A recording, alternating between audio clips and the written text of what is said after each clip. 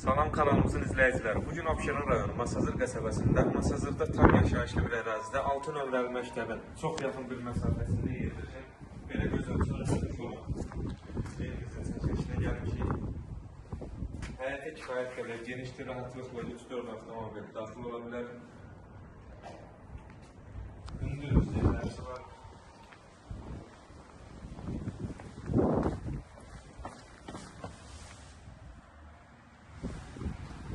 Bura kompütür nəzərdə tutulur.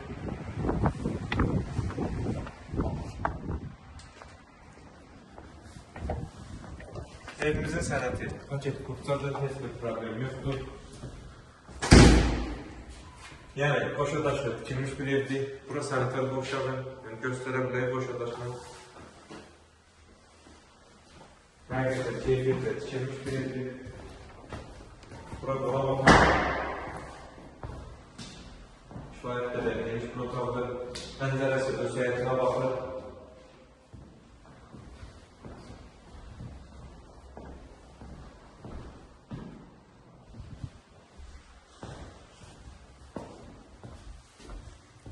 Bura evin mətbəxi, pəncərəsinin qarşısı açıqdır, bir maniyəsi yoxdur.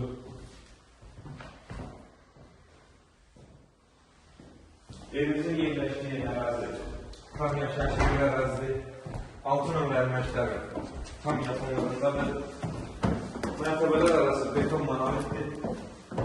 Yəni keyfiyyətlə tikilmiş bir evdir.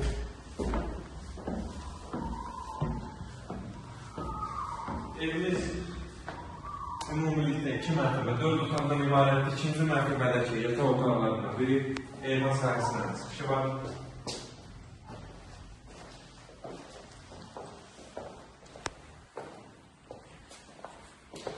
Otaqlardan ikincisi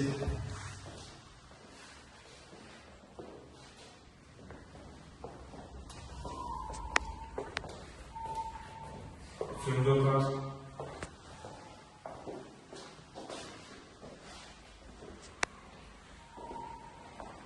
İkinci mərtəbədə sanitar boşluğu yerləşir.